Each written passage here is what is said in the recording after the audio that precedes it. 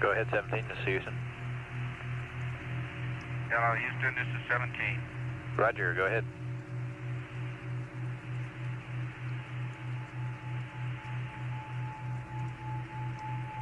Houston, go ahead.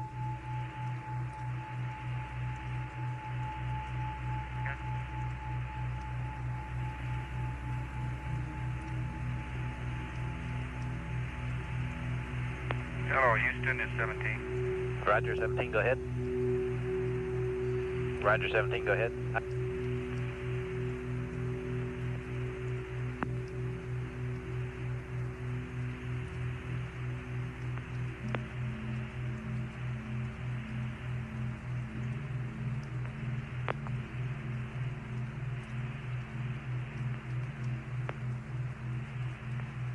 Hello, 17, Houston, you read? Honeysuckle Comtech, Houston Comtech, net 1. Goddard voice, Houston Comtech, net 1. Goddard voice. Roger, Goddard, I'm reading you loud and clear. Honeysuckle, I'm not getting to him. Hello, Houston, this is America, over. America, Houston, stand by. If you read us, don't change anything in the cockpit yet. 17, Honeysuckle. Roger, Honeysuckle, I read Hello, you. Honeysuckle, 17's reading you loud and clear. Roger, we have a comm outage. I'll be right with you. Okay, very fine. How are things down there today? Fine, your weather report was beautiful. The call this morning. Your country looks beautiful from here.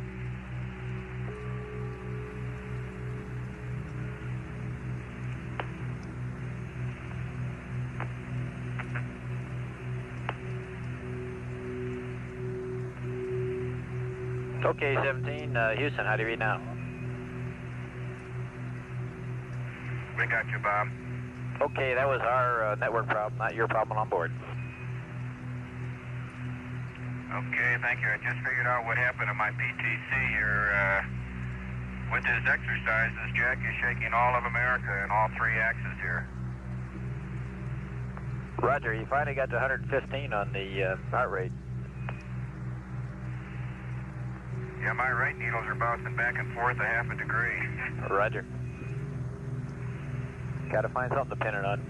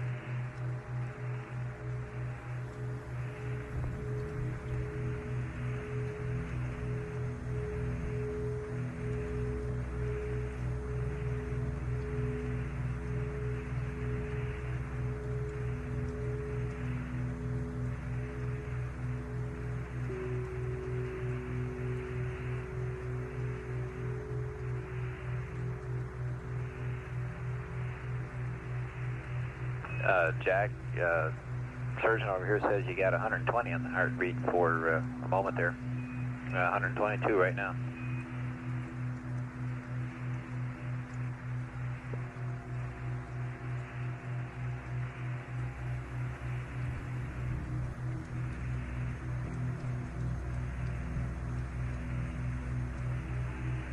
Okay, 130, Jack, 130.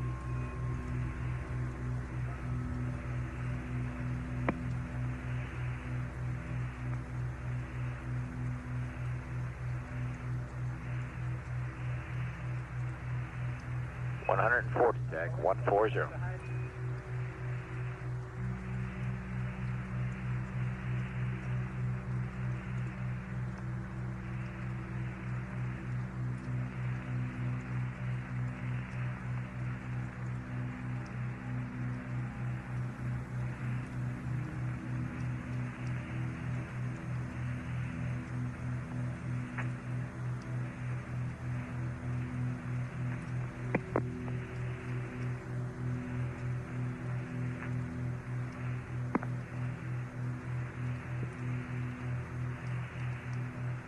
The numbers reported to Jack Schmidt by Capcom are his heart rate. You heard him report a heart rate up to about 140 beats per minute, as Jack is apparently continuing to exercise vigorously with the onboard exerciser. This is aimed, among other things, at keeping the cardiovascular system, which tends to get lazy in zero gravity, in condition.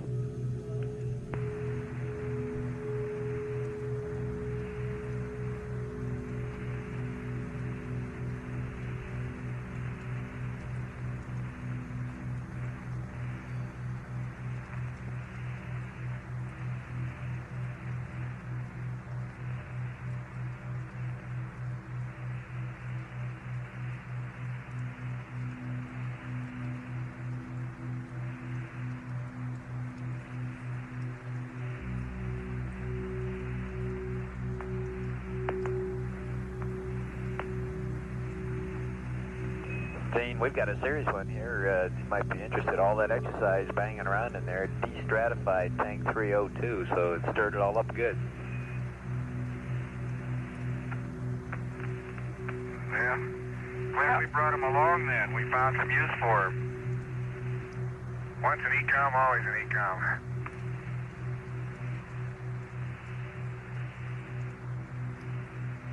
I have to create my own G in order to run in place. Roger.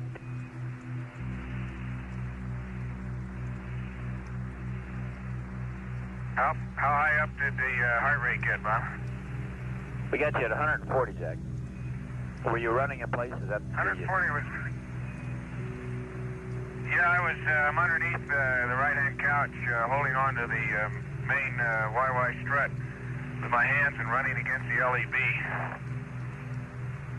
Roger, it worked real well, 140, and you were running in the mid-60s, so you picked up about almost 70 beats there, no problem. The surgeon is very happy. Well, I'm happy too. You know, it took a while to find a technique. I got up to 90 with just isometrics, pushing against the couch, and the running is obviously what it takes. Oh, Roger. But I don't, Bob, I really don't feel, I guess lost it.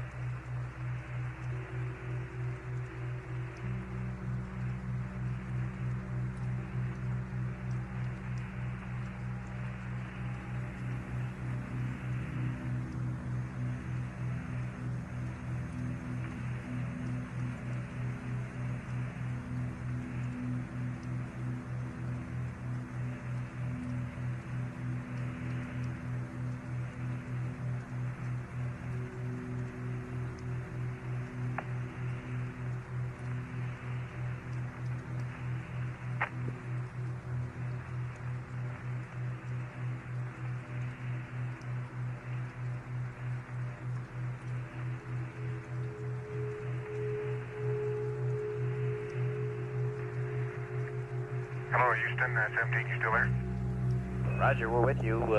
We had a little comm problem there as you know, coning on this as we're changing on the antenna, but we're with you. Okay, what's the heart rate right now? Right at standby.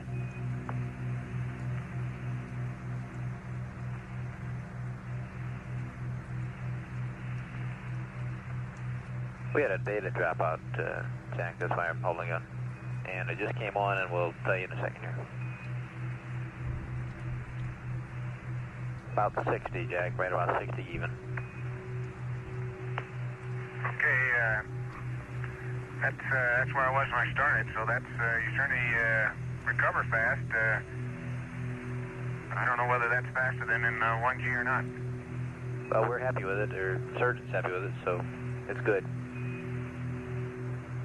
Well, I just, how does that compare, do you have any data how that compares with the recovery, say the 5-minute recovery time on the ergometer? We can look it up, Jack, if you're interested. We'd have to check your records. They don't have it right in front of us. Well, no big deal, I'm just curious. Roger.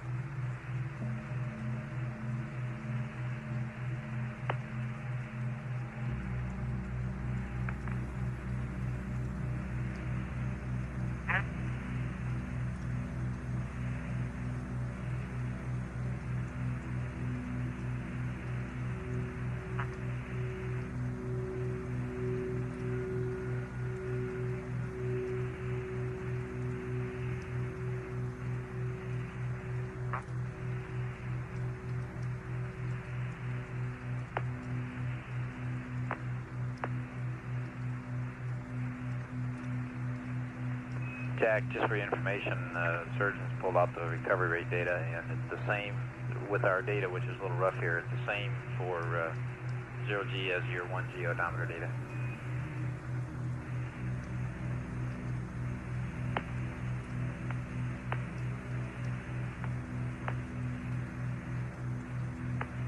Okay, that's very interesting. Roger.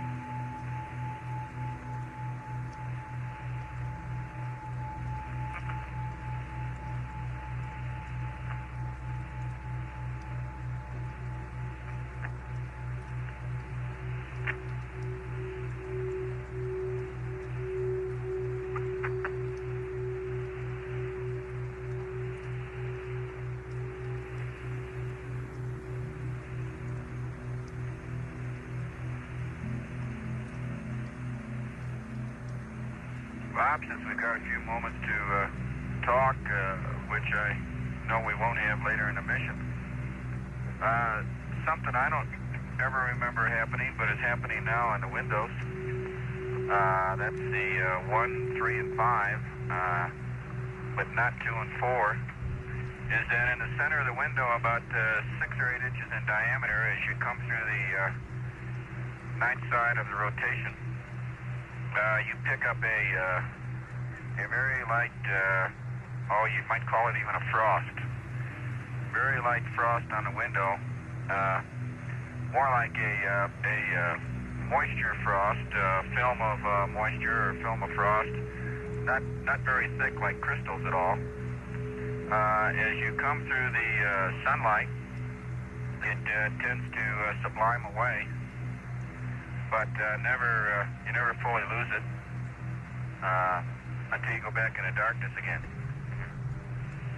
The very artistic, definite ice crystals that we had on my number 1 window over here yesterday, I think we reported to you this morning that they were gone or they sublimed away. But the impression they left on the window is still there. It's very sharp and it's very evident. Roger, we copy that.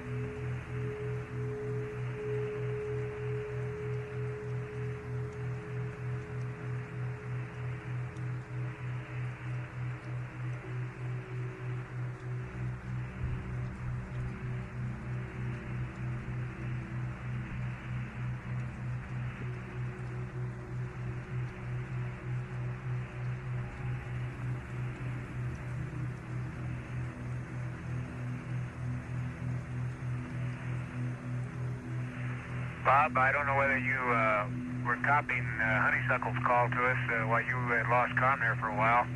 Roger, we copy. But they said that they... Okay.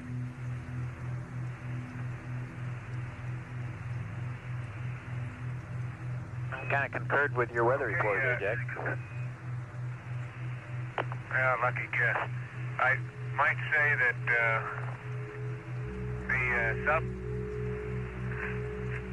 zero phase point that we're looking at is right at the northeast coast of Australia, and it's much brighter. It's a very bright point now. Well, it's hard to say how far across, but quite unlike what I mentioned being in the vicinity of the Samoan Islands earlier. And it's right at the shore, and it could be just that the shore area has somewhat choppier seas. So maybe the brightness of that point is a function of sea state, although I don't know exactly what type of seas it would take to brighten it up. I suspect choppy seas are better than long swells. Roger, Jack.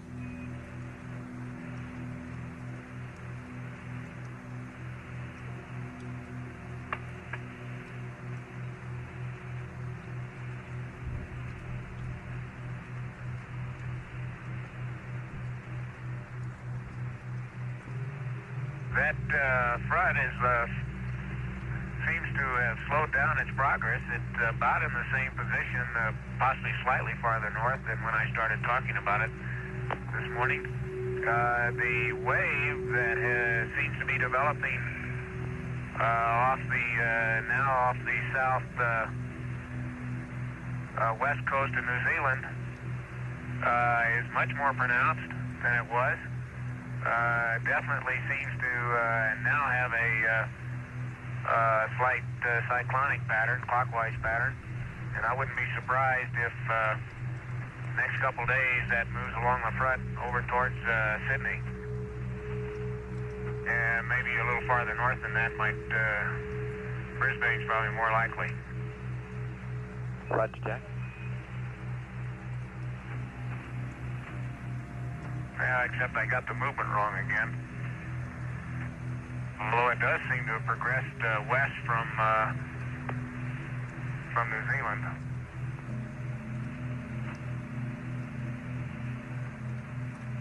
Roger. I take back what I said about forecasting Sydney's weather. I think I would suspect that would move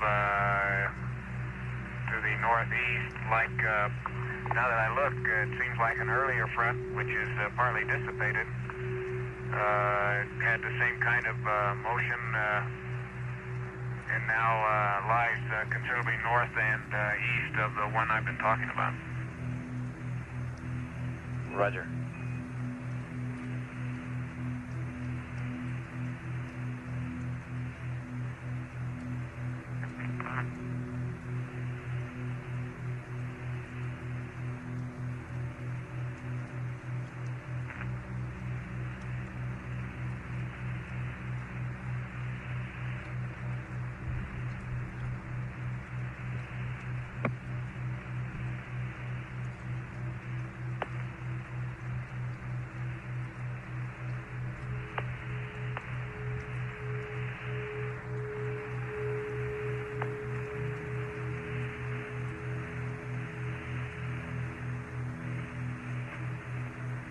Thinking back on some weather briefings we had last week, Bob. Are you there? That's affirmative. I'll talk to you later. I think we're losing you for a little bit here. Okay, Jack, we're reading you loud and clear right now. Oh, you're going out a little bit now.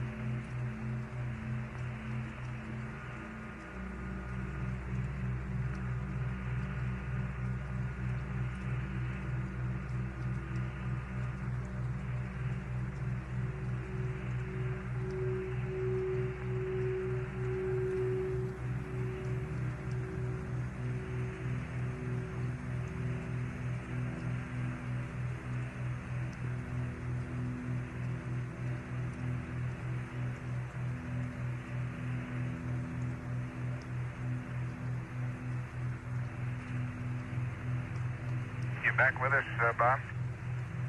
That's affirmative.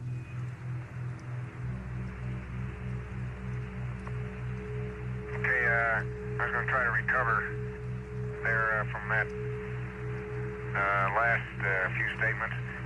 As I recall, the weather briefings that we had at the Cape last week, that talking with Ken Nagler and Jim Nicholson down there, that the patterns we were seeing from the satellite pictures and their forecasts, or analysis anyway, charts in the New Zealand part of the Pacific, those waves formed along the front would move north and then curve east. And that appears to be the pattern that was visible in one of the older fronts.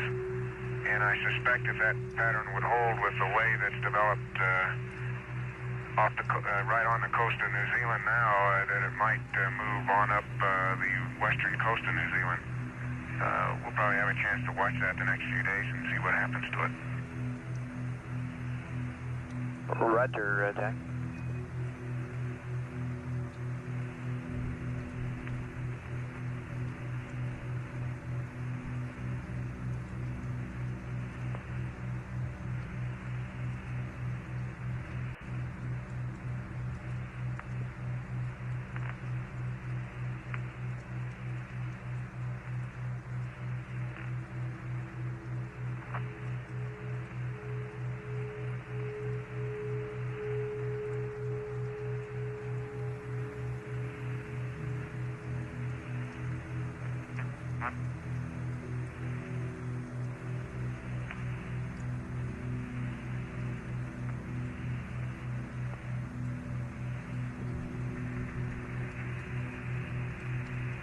Houston, how are you reading now?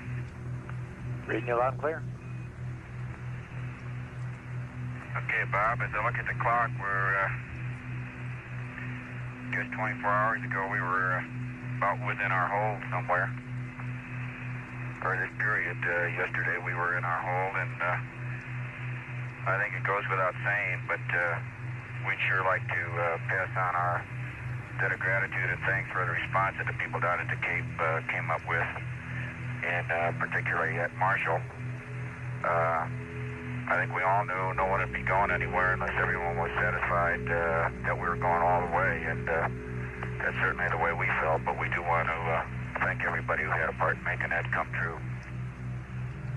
Roger, Gene, I think it was a superb show between the Cape and Marshall and Houston, and probably even Goddard with the network, and just about everybody concerned really had to do some work there to bring it off, and it went off real smoothly. You know, after flying with Stafford a couple times and having that happen a few times back, I thought maybe he was aboard. Okay.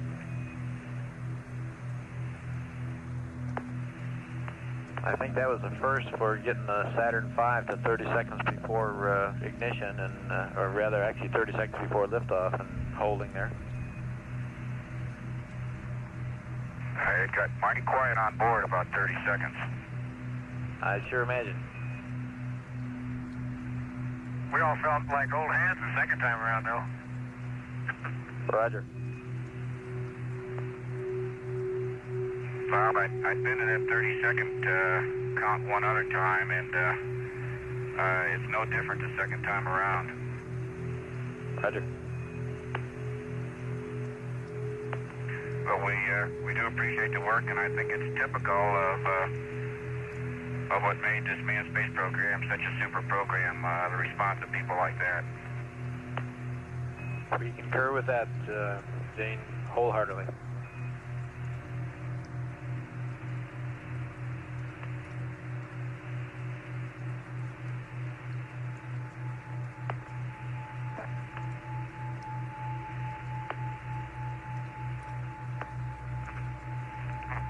And with that in mind, tell everyone to stick around because there's a lot yet to be done.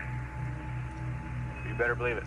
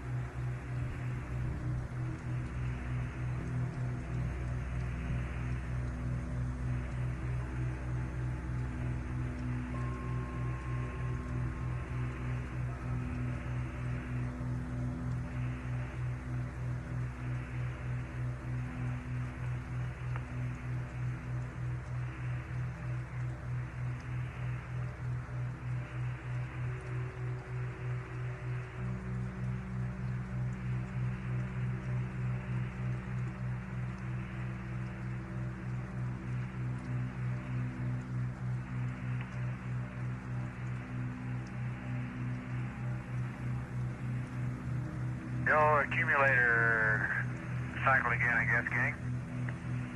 Roger, we're seeing it.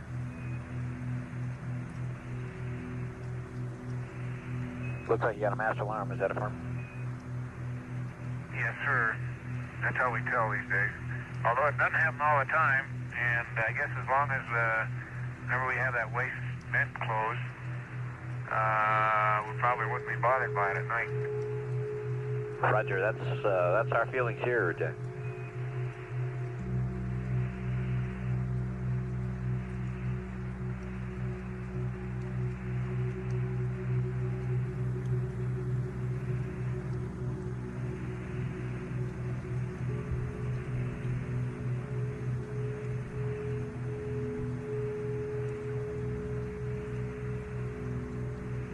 Say, Gene and Ron, I talked to your fowls on the phone here a little while ago, and they gave me a very interesting observation you might appreciate.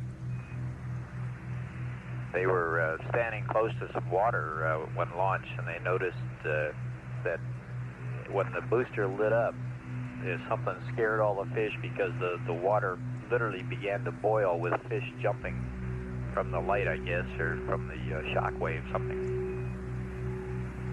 It was made a very distinct impression because that's the first thing both of them told me about. That's pretty neat. It's a neat way to go scare up the fish, I guess. Right.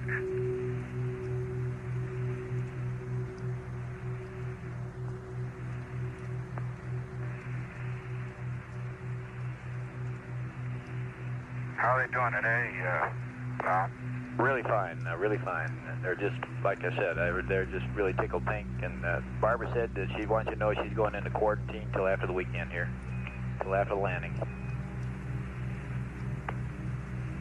If she goes into quarantine, it'll be a space first. Roger.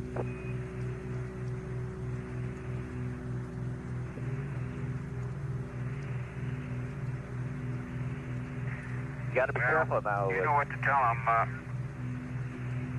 Go ahead, Bob. You got to be careful now. The hot boxes are open. The hot lines are open at the houses there, so everything you say is being listened to.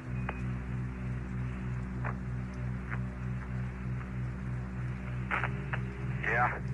Okay. In that case,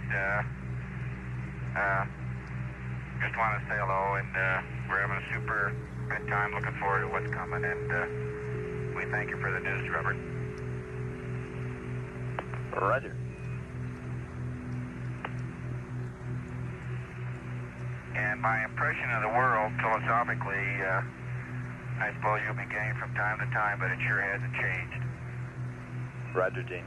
It's sure beautiful. It's sure beautiful, and looking back at it, there's several billion people who have got a lot to work for, because it's one of the most beautiful sights we've ever seen here. Roger, Gene. You guys are sounding great and doing real great. We're pressing right on here. I just want to emphasize, Bob, that these first 2 days, of course, yesterday was a pretty good day, but today we're catching up, and as I say on the food consumption, don't be expecting too much. Roger.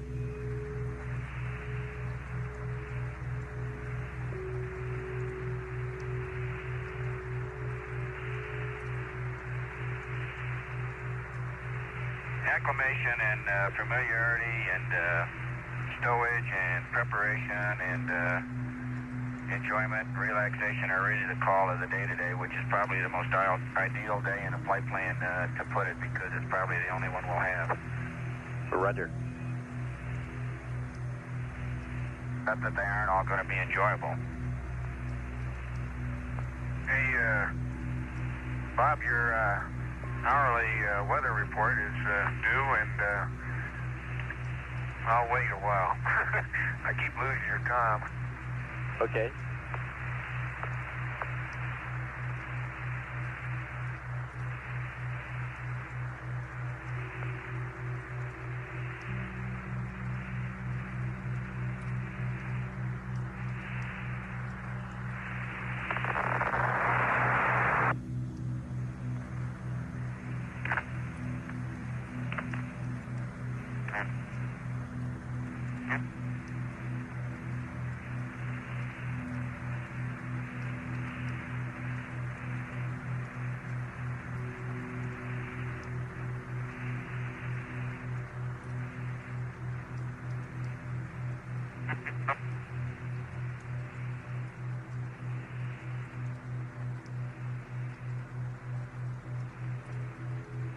Bob, you there?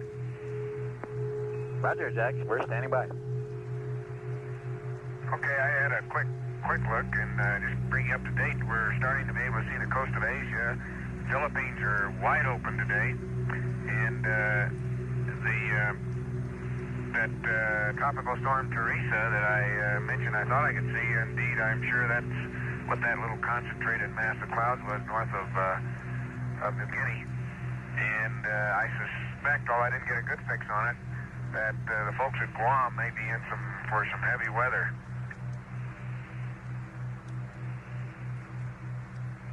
Roger.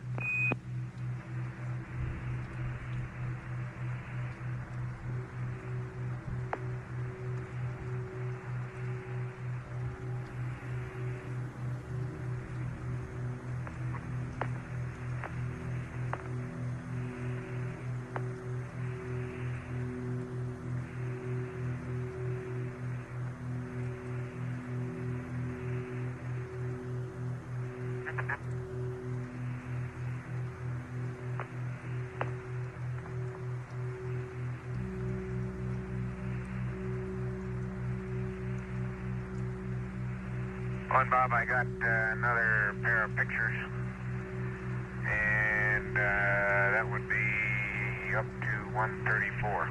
Roger, that's on November, is that a firm? That's from. Real good show.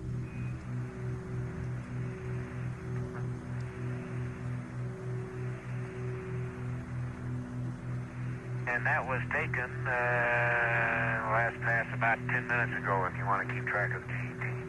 Roger, thanks, Jack. I'm doing that.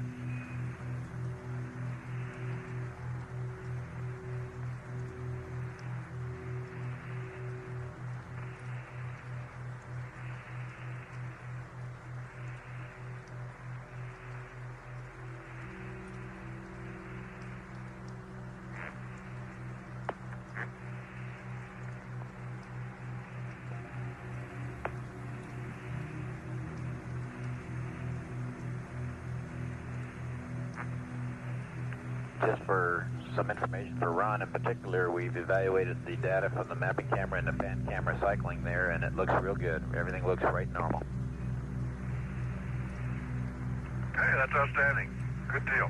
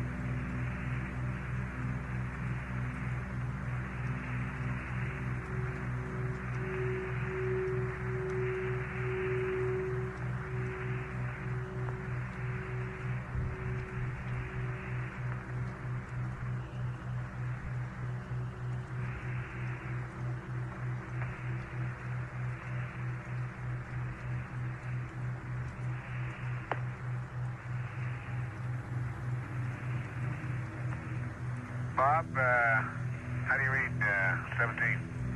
17, read you 5 by.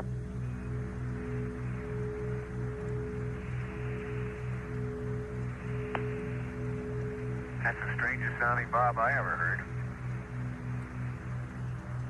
He's taking a short break. Okay, good. Nice to talk with you. Hey, I don't know whether you were around, Gene, the other day when I was talking about the circulation patterns around Antarctica. We were looking then at the Indian Ocean, or actually South Atlantic and the Indian Ocean region. And you see the same pattern at about the same latitude, say 60 degrees south, where all the linear cloud patterns, which presumably reflect the various cold fronts, are arcuate with their convex sides, or more actually almost pointed sides, all lined up in a west to east direction around that latitude. It's quite a spectacular period circulation pattern. And the little wave that I mentioned on New Zealand seems to be beginning to form another arrow or another convex point on that front that's fitting right into the same circulation pattern. Okay, copy. That would make 4 of those major convex fronts that I can see from this view crossing south of Australia up into the South Pacific. Okay.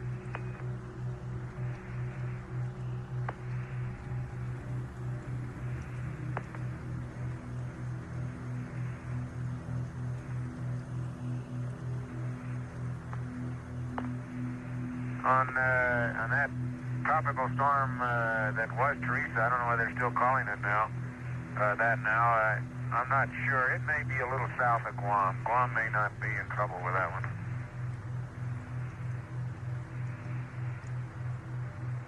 It looks like it's just a bit to the west of Manila there. About 5 or 6 degrees, or more than that about.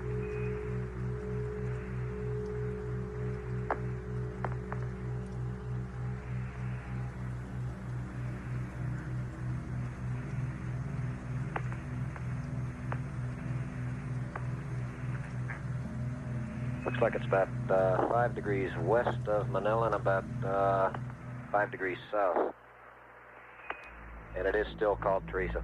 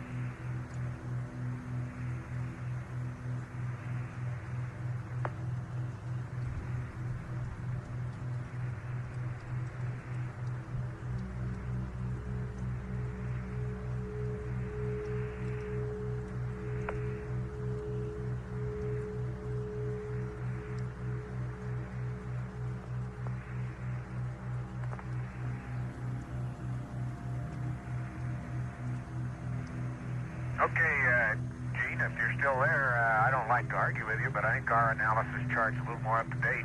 Okay. In the center, that area you just mentioned is very clear now, east of the Philippines. Did you say west or east of the Philippines? West of the Philippines.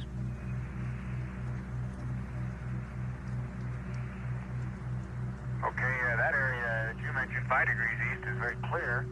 And the center of the what appears to be the storm that I'm speaking of would be about 142 longitude and maybe 8 degrees north latitude, Okay. which would put it south of Guam. Okay, yeah, you're over in the area between Guam and the Carolines then. Say again, Gene? You're over in the area between Guam and the Carolines then. You're saying it'd be just about due west of the Caroline sir. Islands. Okay. Yeah, you're probably looking at I don't know, maybe a 12-hour-old Prague or something. Yeah, that's the one I had for launch day. Okay, well, it's moved quite a bit now, and I guess it's the same storm. Still seems to be very well organized, but quite concentrated and small. Huh?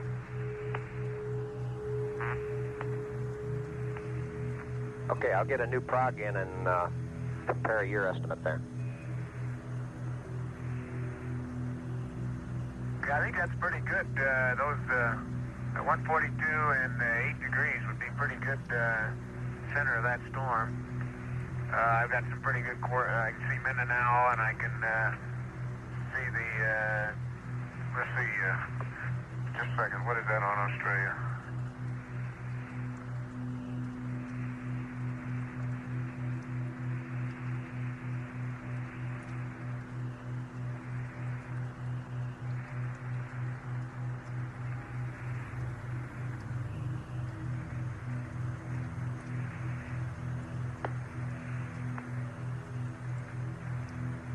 Yeah, of course, that's Port Moresby. I can see that point there, and between those two, I can pin that down probably within a couple degrees.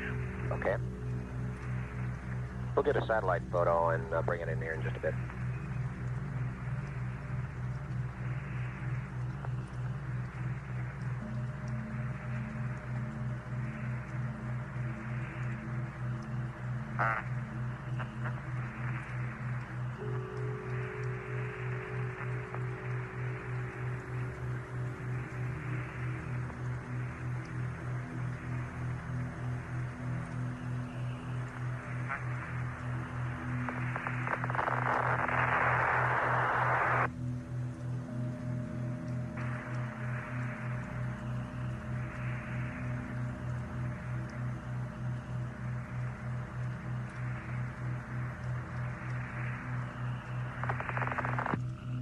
The conversation over the past few minutes has been between Flight Director Gene Kranz and Jack Schmitt.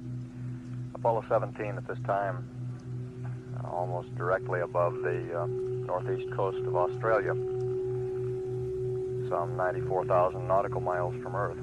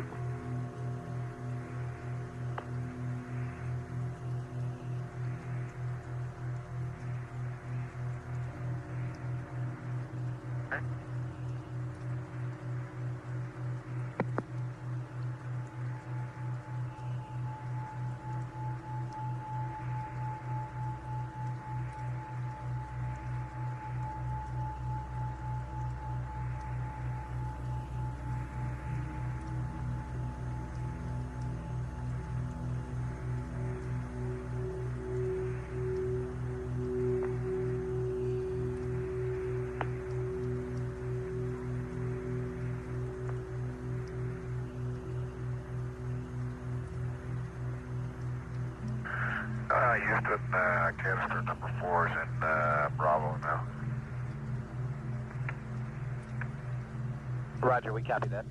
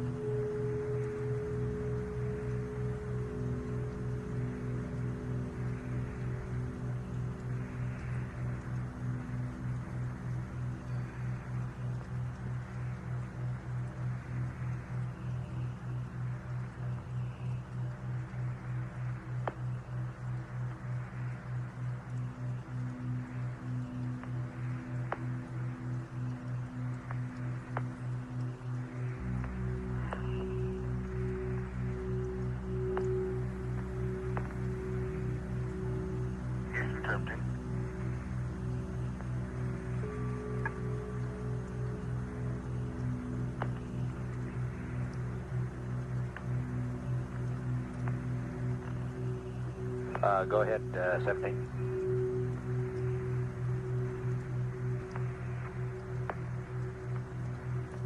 Okay, Bob. That storm just off the south west coast of New Zealand is still intensifying and has both high and low level clouds, as you can see by shadow lines. It looks like it may grow into a pretty fair storm system. Borneo is very clear today, and as is the Philippines that I mentioned, there's looks like a very strong frontal system that stretches from, let's say the south coast of, or southeast coast of Vietnam,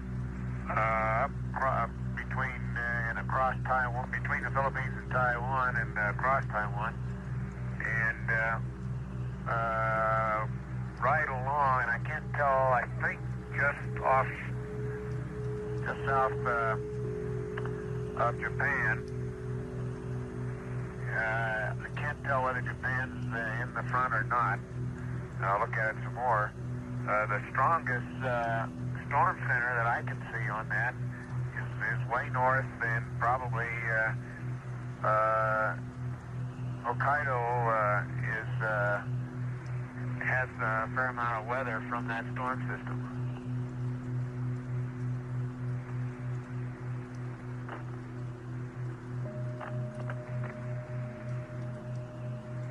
There seems to be a tropical depression just north of Borneo. A very strong circulation system north of Borneo, and I guess just south of Vietnam. Roger. Probably southeast. I hadn't noticed it before, but it's extremely concentrated northern hemisphere cyclone pattern. I don't know whether that's on your prog or not. That's not what's left of Sally, is it? Stand by. Let me look at the prog over here, Jack. Okay, it doesn't show it on the old one. The new one's coming in here shortly, Jack. Okay, if that is a developing depression, it's approaching Luzon, not very far away, 2 or 3 degrees of longitude now, although Luzon is clear. Roger.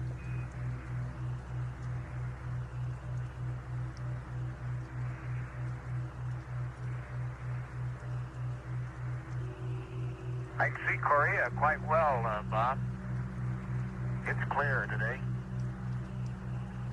Yeah, we've got the front, the leading edge of the front on our prog was past Korea and on Japan, and you've got it moving quite a bit further east there.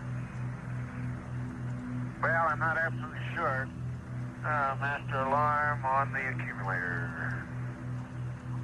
Roger, we copy.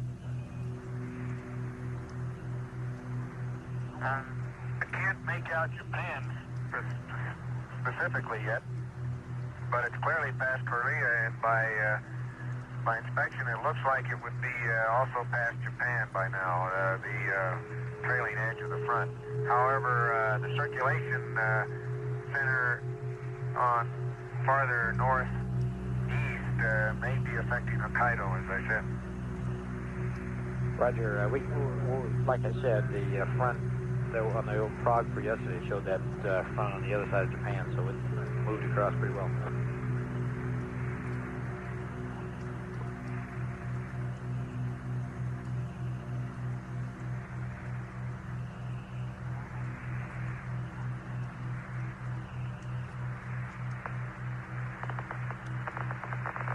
As I recall, they had a tropical storm called Sally that went into a few days ago, and so I suspect this new one that I think I see between Borneo and Vietnam may be something else. A new depression, or I may be fooled by it.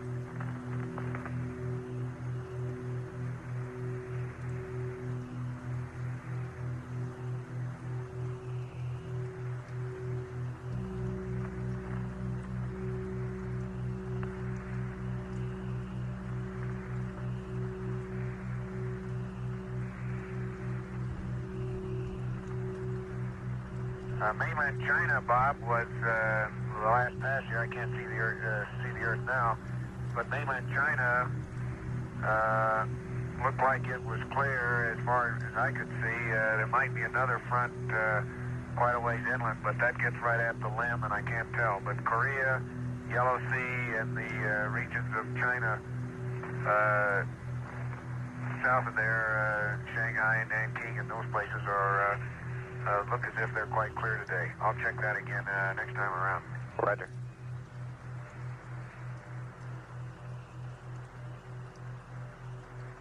And Jack, we're ready to terminate the charge on battery B and start the charge on battery A. Okay, that's in work.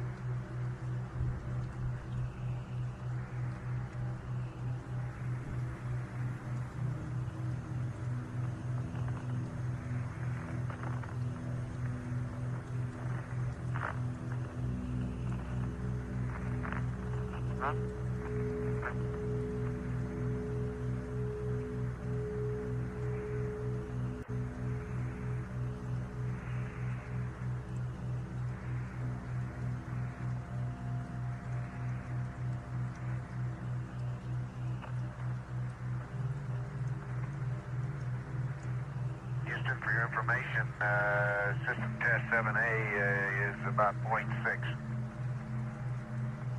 Say again, Jack, I missed that. 0.6 on system test 7A? That's from battery compartment pressure. Thank you, Jack.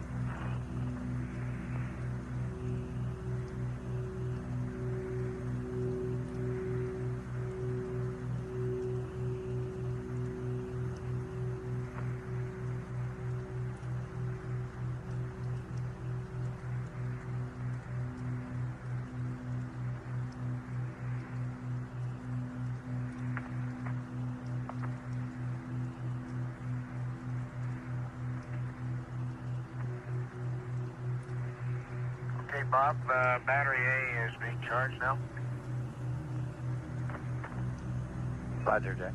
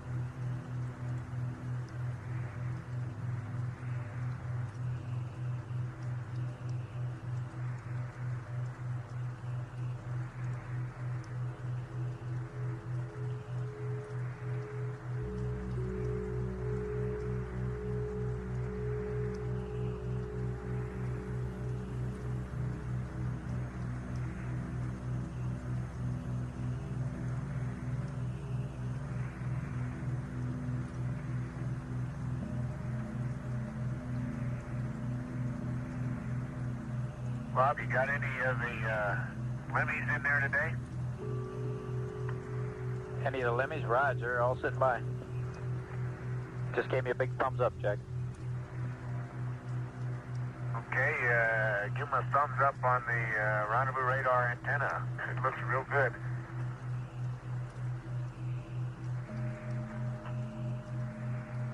Roger.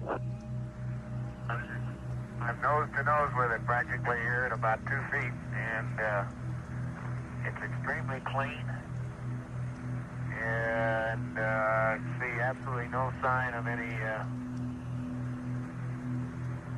abnormal with it. Roger.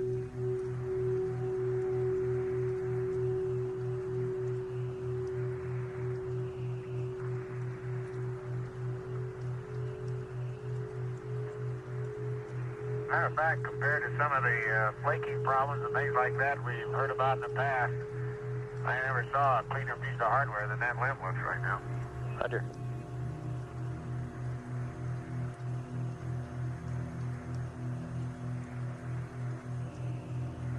Appropriately, finally, we're starting to use it during the Christmas season. It sure looks like a Christmas package with all the orange tape on it. Roger.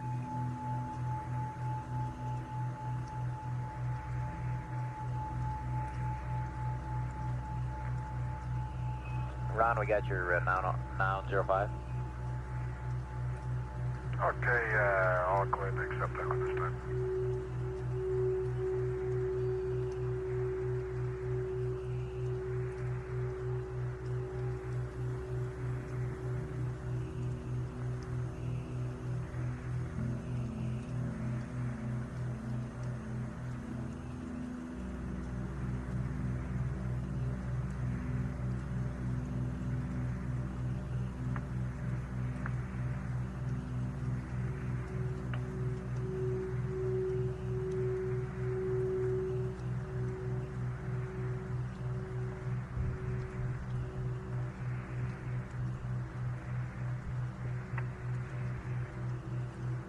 We got the 93s, Ron, and you can torque.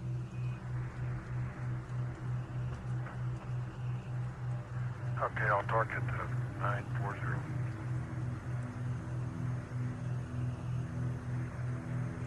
Okay, we got it.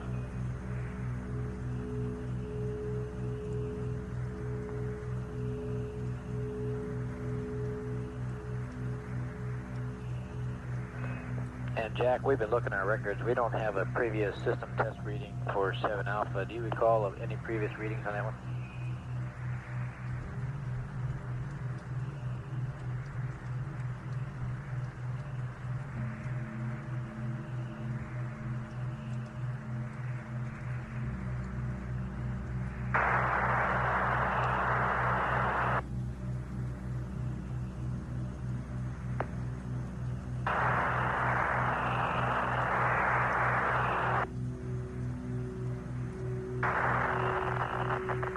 Yeah, that looks like another accumulator cycle.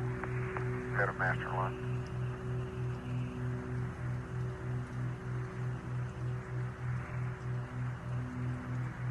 We dropped data just in, Jack, so we can't concur or confirm it. Yeah, it's exactly the right time. Right?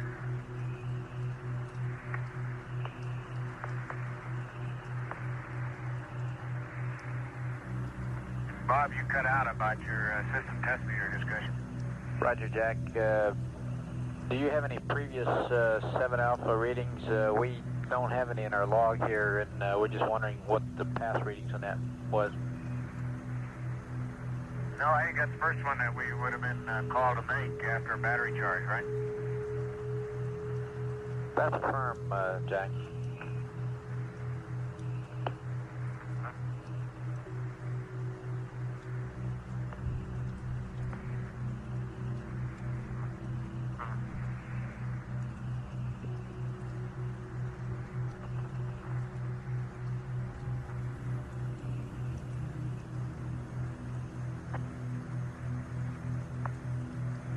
No. Go ahead, Jack. you're coming in very weak. Well, I didn't intend to be transmitting. We were just discussing the battery vent and things. We may have missed something in the dump checklist. We'll check it out. No, sir, we don't think so. We just thought maybe you might have read it earlier. Oh, yeah, you want the battery vent. It should be closed now, right? Stand by, Jack. Okay, Ron says it ought to be open. That's So, affirmed. let me check It should the be open. There's no question about that. It should be open. Okay, it's open. No problem, Jack. It should be open, but the value appears a bit low to us, and we'd like to read it again before you go to sleep. We may want to close it.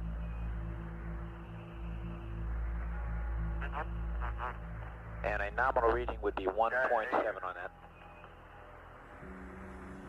Okay, we closed it when we were doing all our dumping some time back and neglected to open it again. So it was closed, and I gave you a reading, and it has been closed during some 2 hours anyway. I'll figure out how long. Okay, we copy that.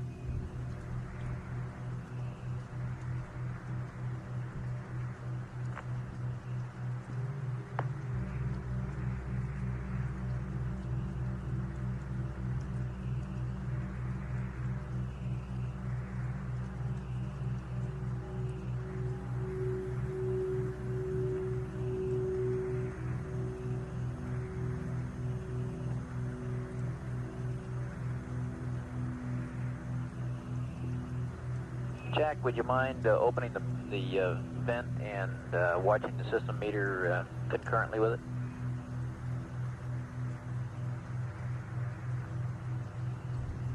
Stand by.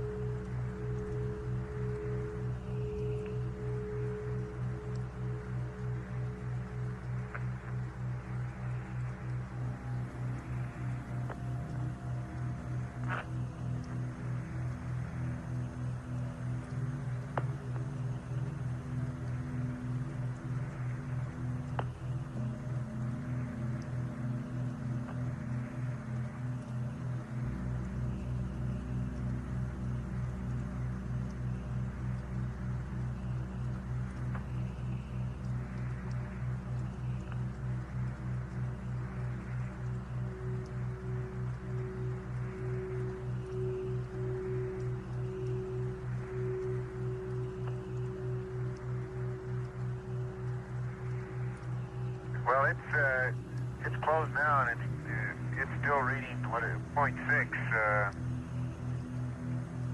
You want us to open it again? Right, open the vent and... I mean, it's open now. I'm sorry, Bob. It is now open and reading 0.6. It read 0.6 when it was closed. Okay, just leave it open now. Okay. And we will want to still check it prior to your sleep period. Okay.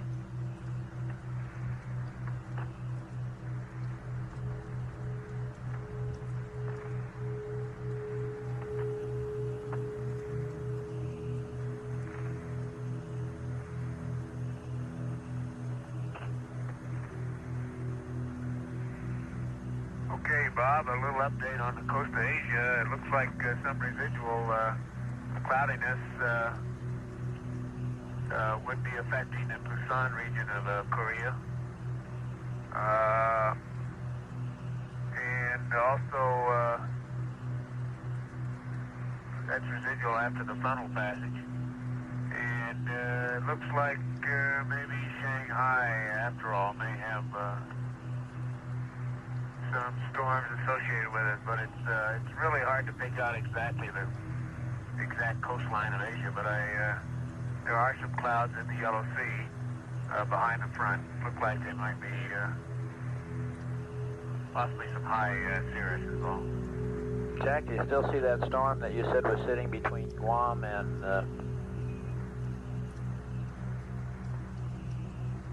Borneo in that area? Okay, I see there is this cloud concentration between New Guinea and Guam. The more I look at it, the less well-developed it appears to me compared to some of the other circulation patterns. It could be just the residual depression from Teresa that's moved out into that area. It is an isolated, relatively isolated cloud pattern, fairly small but apparently fairly dense, but it does not have a strong cyclonic pattern to it. Nothing at all like the pattern that now exists above Borneo and seems to be moving towards Luzon. Roger, we copy.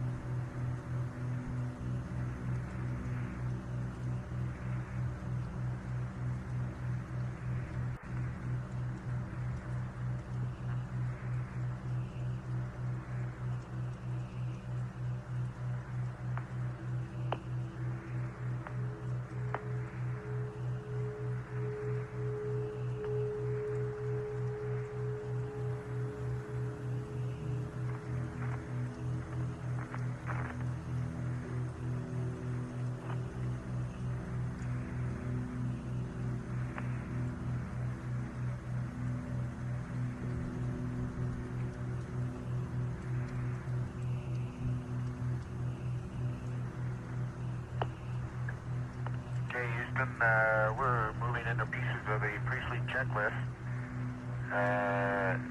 Here's some onboard readouts for you. Battery C is 37.0. Pyrobat A 37.2. Pyrobat B 37.2. RCSA 95. Bravo 94. Charlie 94. Delta is 96.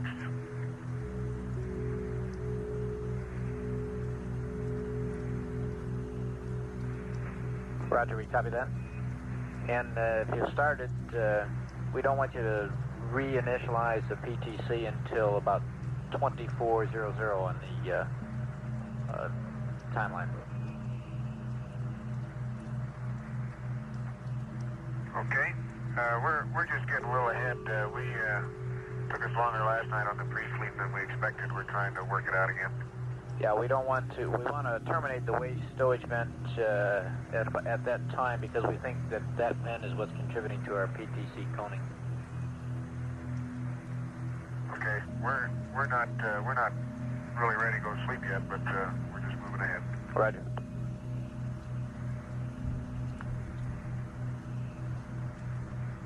And if it's okay, I'll cycle the H2 fans. Roger, we're standing by.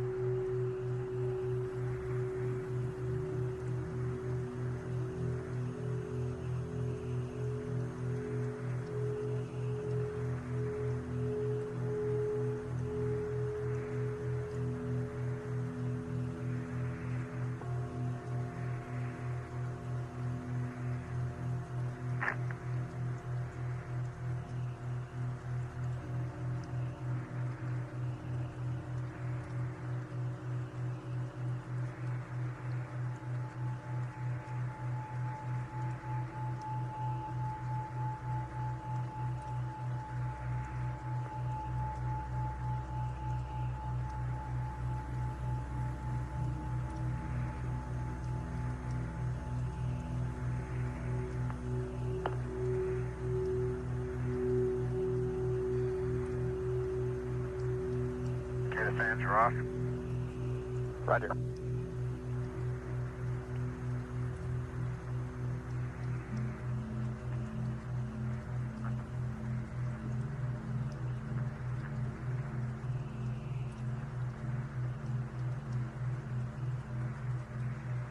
This is Apollo Control at 23 hours 25 minutes.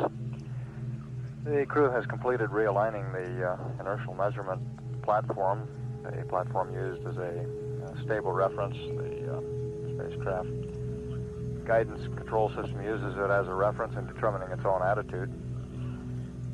They've also been charging the two entry batteries that are used during peak electrical loads of liftoff, and then are recharged during the translunar coast when the fuel cells are producing a surplus of electrical energy. They've recharged one of those two batteries and are in the process of recharging the second one at this time.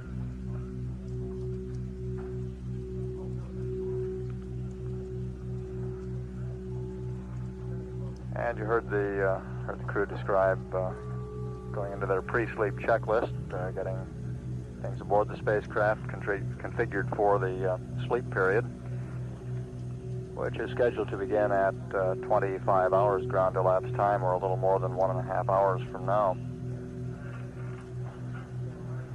Apollo 17 at this time is 96,244 nautical miles from Earth, traveling at 5,264 feet per second. And all spacecraft systems continue to function almost perfectly as planned.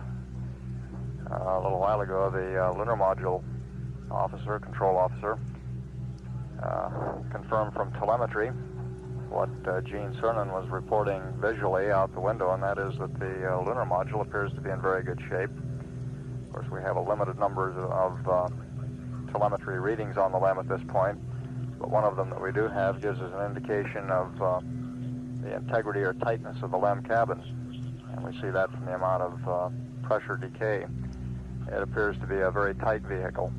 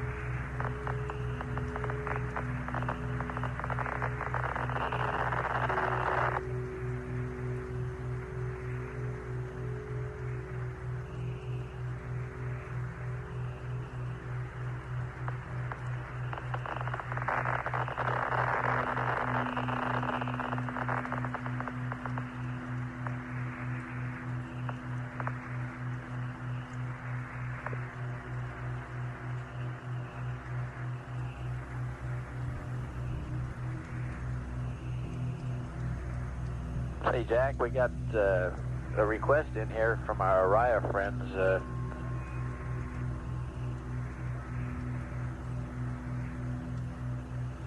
Go ahead. They were just wondering if you're looking out that way, if you could give them some sort of an update of what the weather in the Wake Island, Kwajalein, the south of the Wake area looks like. Okay, let me work on that one. Okay.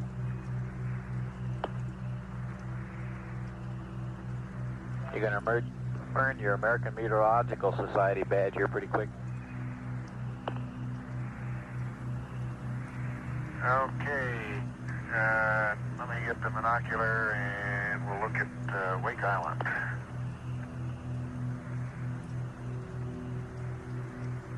I miss having all those nice latitude and longitude lines on the globe. Yes, sir.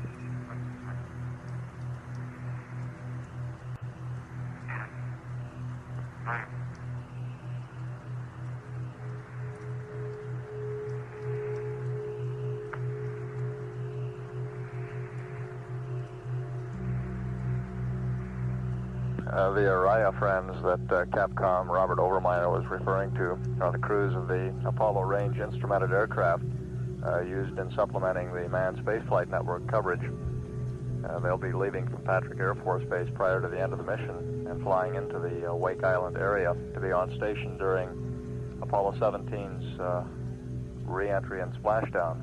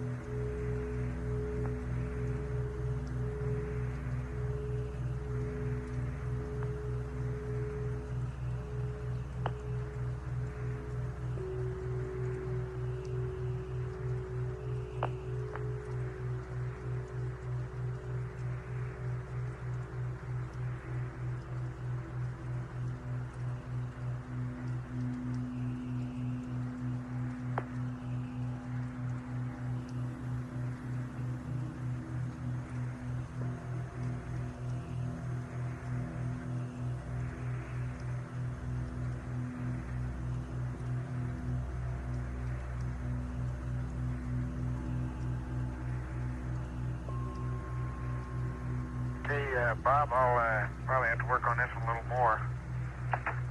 But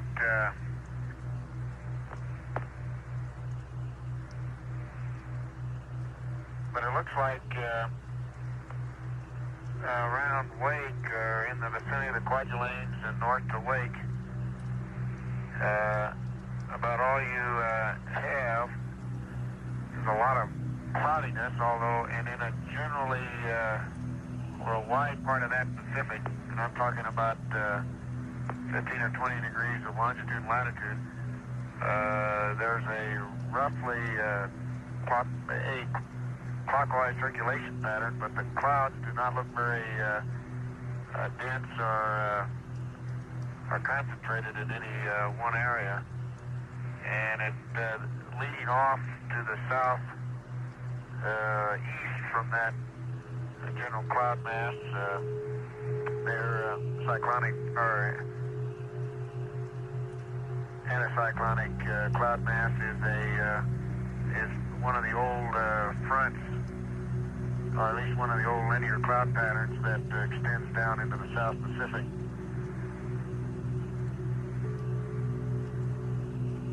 Roger, Jack. I'm sure the Orion troops are listening down at Patrick and cloud all that. Well, my guess is, Bob, and it's purely a guess, is that they're probably, if they were out there right now, would be experiencing intermediate layer clouds with scattered showers and not too strongly developed circulation system, so I can't predict the winds, but I wouldn't expect them to be anything what might be down associated with the remnants of the tropical depression Teresa. Now that Teresa, what's left of it, if I'm correct in picking it out there, probably is moving in that direction, although it looks weak enough that right now I don't think it'll be any big problem, and it may in fact go south of there. Roger, the frog I got in my hand for 3-hour-old weather has Teresa located just about in the Manila area. Did you concur with that, or do you think it passed the Philippines? Well, I don't. Manila's clear. The only thing approaching near Manila is this other storm center that now is north of Borneo, and to the east of Manila, it's clear all the way over to this little cloud mass that I was guessing might be Teresa. Roger. Well, I say this was 3 hours old, so... About, I gave Gene Kranz some coordinates on it. You can look it up. Those were pretty good coordinates for that cloud mass. Now, whether that's really Teresa or not, I don't know.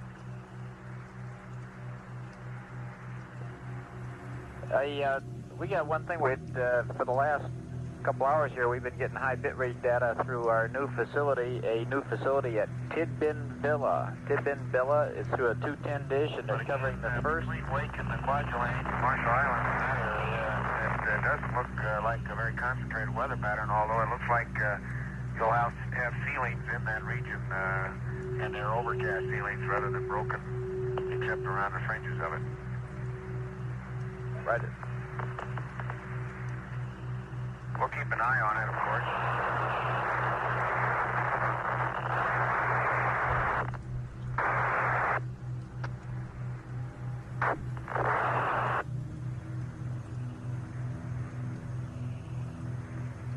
Jack, how do you read us now? You're loud and clear? Okay, 17, for the last 2 hours, we've been getting high bitrate data from a new facility, the facility at Tidbin Villa, and they're working their first Apollo flight ever. You might give them a cheery hello.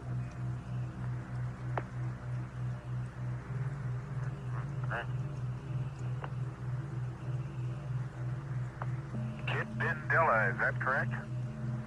That's affirmative. Very close to the honeysuckle site. That? Very close to honeysuckle.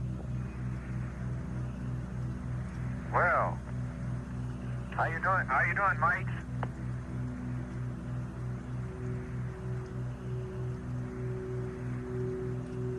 We certainly appreciate you guys being on the loop for this one.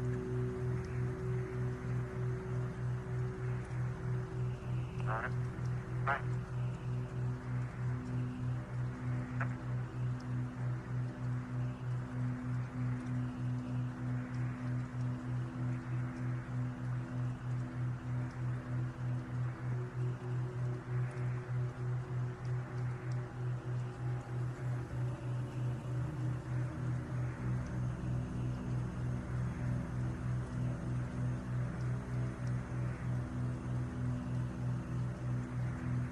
That new 210-foot dish antenna at Tidbinbilla, which is near Honeysuckle Creek, which in turn is near Canberra, now online and accounting for our excellent signal strength from the spacecraft.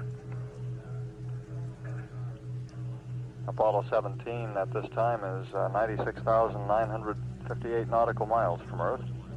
The speed is 5,233 feet per second.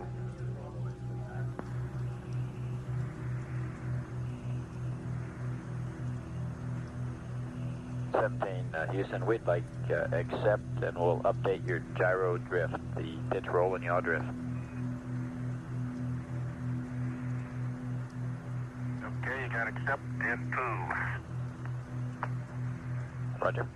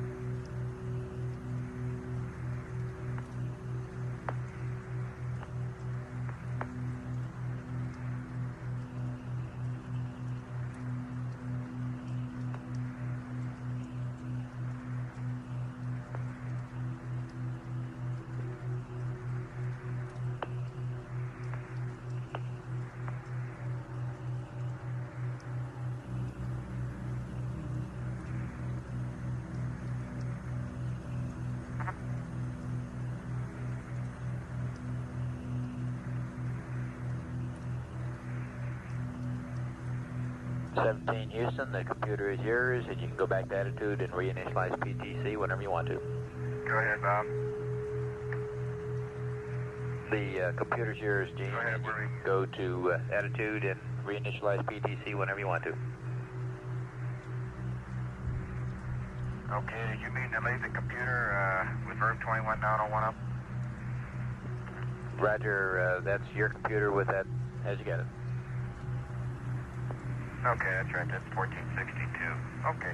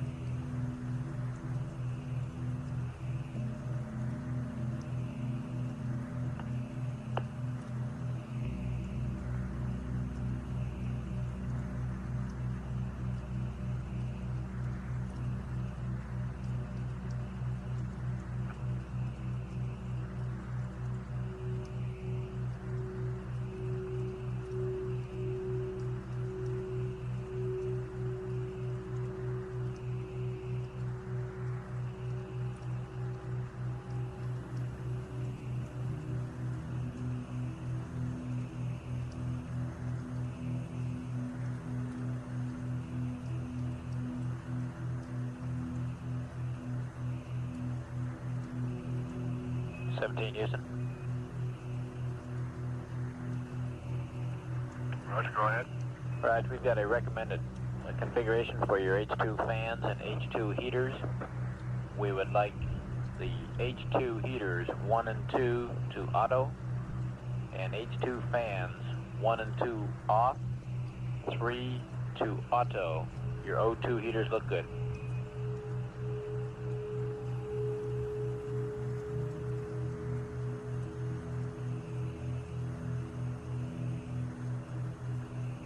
Okay, let me verify I've got these right. H2 heaters, 1, 2 auto. O2 heaters, 1 off, 2 off, 3 auto. H2 fans.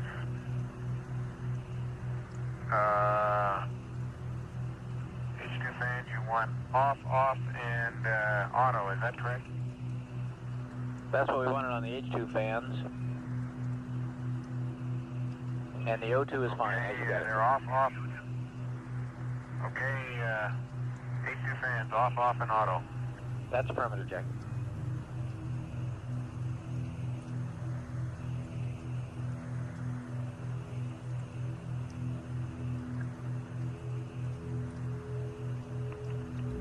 Okay, Bob, I just cleaned the SID circuit return valve screen here.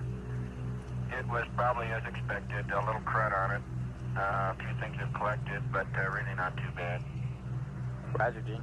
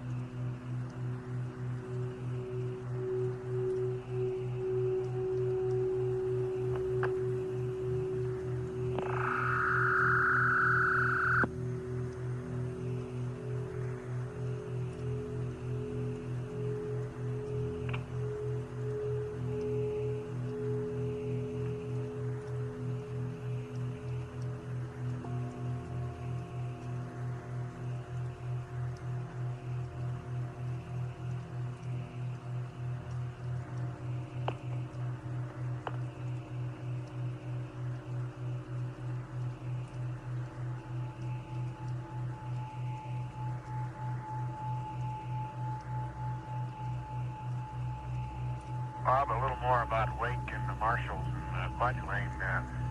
That large pattern of what appear to be broken to overcast clouds in a clockwise circulation pattern crosses the equator region now that I'm trying to project that through. Roger, Jack.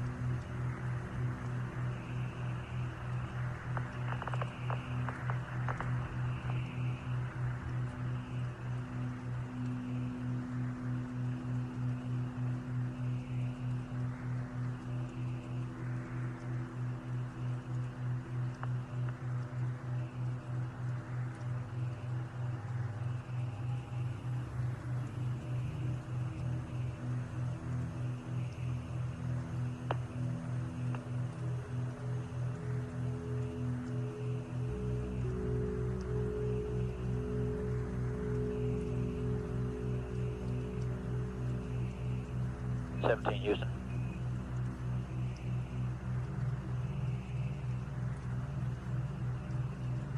Go ahead. Roger, Ron. When you stop the present roll on the PTC to reinitialize, pick a roll angle of 315 or 130 for stopping so that we have good comm during the damping period. Okay, 315 or 120, okay. 130, Ron. Okay. 315 or 130. Roger, that'll give us good comm to watch the data on the damping. Okay.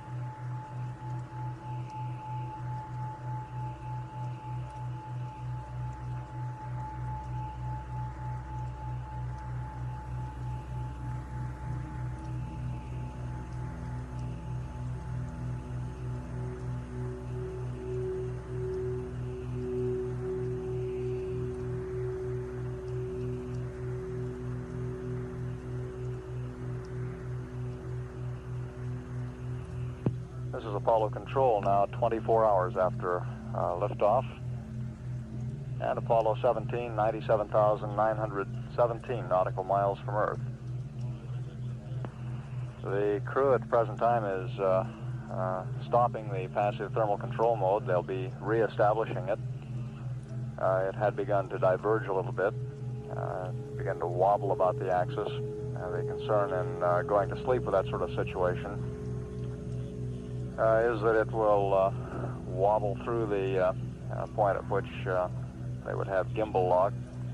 And of course we would wake them up before then, but in order to avoid having to disturb the crew's sleep, they like to get the passive thermal control very stable so that it'll hold up during the entire sleep period.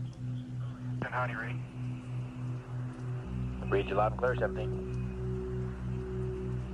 Okay, we're at 300. You want us to go to 315 yet, or is 300 going to be okay? That's good enough, Gene. And we'd like you to close your waistband at this time, please.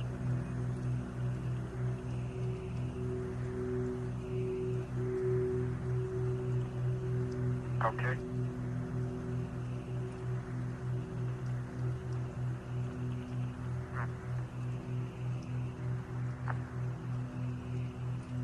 Okay, it's closed now. Roger.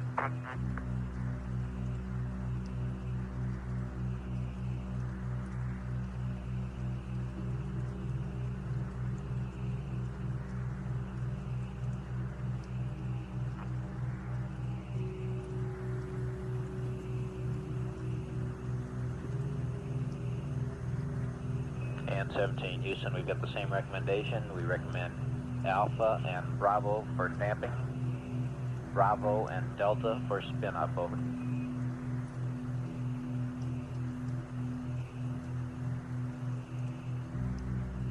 So it's Alpha and Bravo for damping and Bravo and Delta for spin up. That's affirmative.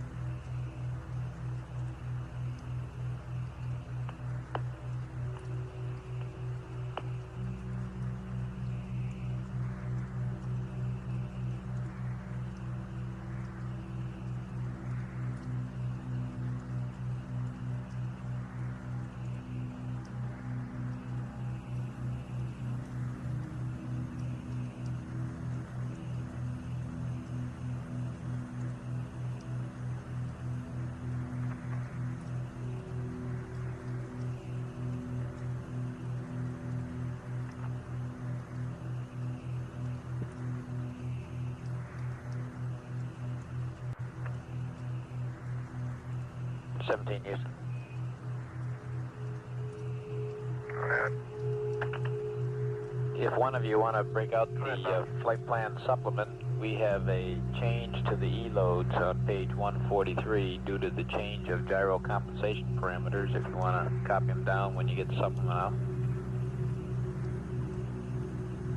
Okay, we'll give you a call. Roger, we'll be standing by.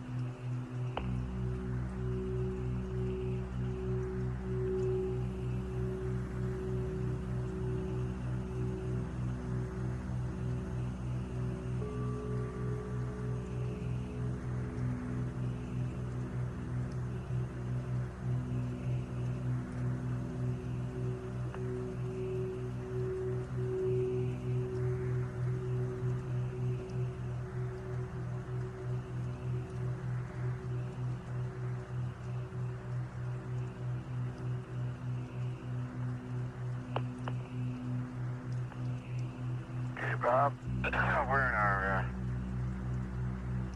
our damping cycle now. Roger, we're watching it, Gene.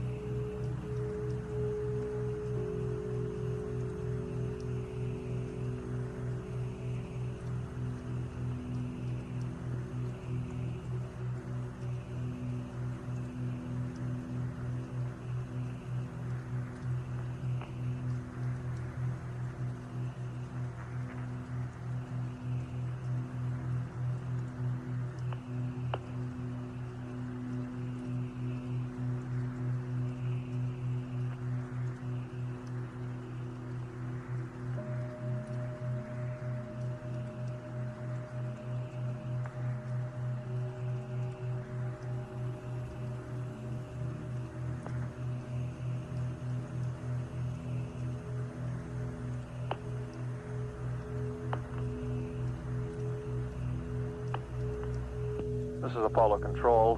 We're in the midst of turning over the shift now to Mission Control, to the team of Flight Director Pete Frank.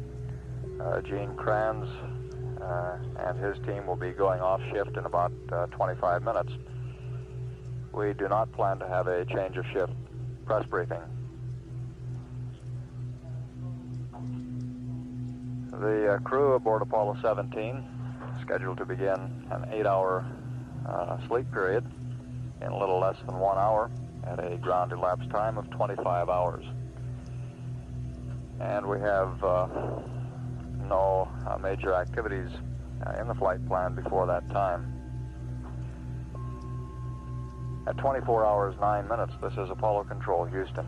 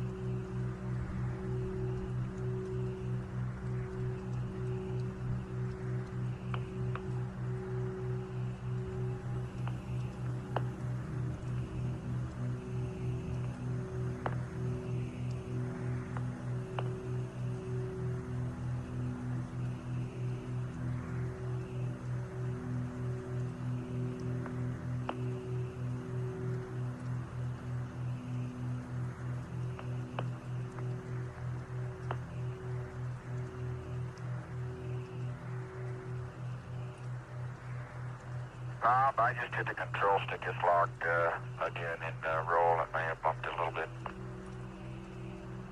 Roger, Gene, we got it.